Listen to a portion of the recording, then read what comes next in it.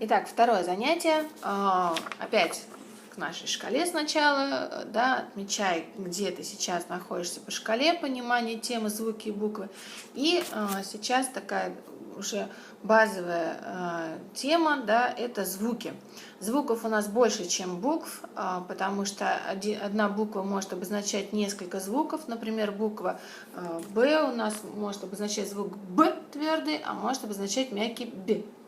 И так далее. Поэтому звуков больше, чем букв.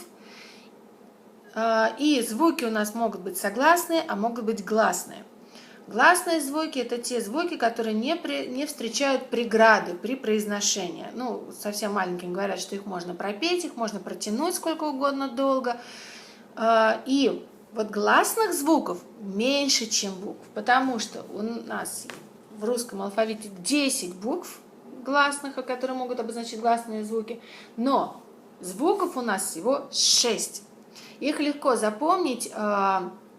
3 у нас звука, которые обозначаются буковками с овалами, А, О, И, и 3 буковки у нас такие с элементами, как, ну, что-то И такое, да, можно угадывается, такое клюшечками, И, У. Вот 6 гласных звуков. Еще раз, внимательно, гласных звуков всего 6. А согласных гораздо больше. И согласные звуки у нас отличаются от гласных тем, что они встречают преграды. Преграду в виде губ. Например, звук «м» я могу произнести только сомкнутыми губами. Да? То есть преграду для звука. В виде зубов и в виде языка преграды, да, встречается звук. Поэтому согласные звуки у нас, они у нас не так легко из нас выходят, как гласные звуки. И согласных звуков гораздо больше, чем букв, поэтому и звуков в нашем русском языке гораздо больше, чем букв. Вот это надо запомнить. Теперь, какие бывают согласные звуки? Согласные звуки у нас делятся на твердые и на мягкие, на звонкие и глухие. Да? Значит, звонкие и глухие. Как отличить звонкий звук от глухого звука? Звонкий звук у нас идет с голосом. Ну, например, тот же самый звук Б. Б звук есть, да?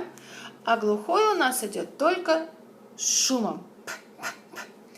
Как удобно проверить? Их нужно либо запомнить, либо можно помогать себе, прикладывать вот сюда к шее ручки.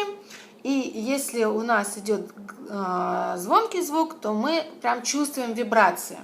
Вот прям попробуй, приложи сюда ручки и произнеси, например, звук звонкий В. В. А теперь парно ему глухой. Ф. И ты почувствуешь, что когда звонко идет, да, у нас идет вибрация прям по горлу, то есть идет звук. А когда глухой звук, у нас вибрации нет, только шум. Например, Б. П. Попробуй вот разные пары, да, З. С. И прям почувствуй, когда звонкий у нас идет вибрация, когда глухой вибрации у нас нету. Это звонкие и глухие. И звуки у нас могут быть твердые и мягкие. Ну, тут у нас их легко увидеть на письме, либо по звучанию, да, Б, Б, П, П и так далее. Но есть несколько звуков, 6 всего, которые всегда либо твердые, либо всегда только мягкие. Всегда твердых звуков 3. Вот что бы ни стояло после них, там И, А, что угодно, да, там мягкий знак, хоть 10 мягких знаков, он все равно будет твердым. Их таких 3. Ж, Ш и Ц. Легко запомнить по фразе «жестокая шершавая царица». Вот прям можно себе представить эту жестокую, да, шершавую царицу. Можно даже себе так вот нарисовать. У нее на голове такую корону с буквы Ж, да, потом Ш, у нее такая, звук Ш, и цацки такие у нее, рубины висят, цацки на Ц, да, жестокая шершавая царица. Вот 3 звука, которые всегда твердые, всегда. Жестокая шершавая царица. Прям потом очень настоятельно советую прям нарисовать эти 3 буквы и в виде царицы какой-нибудь, да, там корону у нее на голове нарисовать и так далее. То есть вот эти 3 буквы отобразить и прям написать себе жестокая шершавая царица и выделить эти 3 буквы, да, Ж, Ш и Ц. 3 звука, которые всегда твердые. И 3 звука, которые у нас всегда мягкие. Это у нас Ч, это у нас Щ, и это у нас Й. И кратко, да, Й. Ну, тут у нас по еде пойдем, будем запоминать с помощью еды. Чай, йогурт, щи. Чай, йогурт, щи. Всегда мягенько, да? Чай у нас мягенький, йогурт у нас мягенький, щи у нас мягенький, все у нас мягенькое. Так вот, еще раз. 3 звука, которые всегда твердые, жестокая, шершавая царица. И 3 звука, которые всегда мягкие. Чай, щи, йогурт. Вот запомнить, да, надо. Остальное можно легко будет проверять, и потом потренируемся, как это все, да, отображать, как это все легко слышать.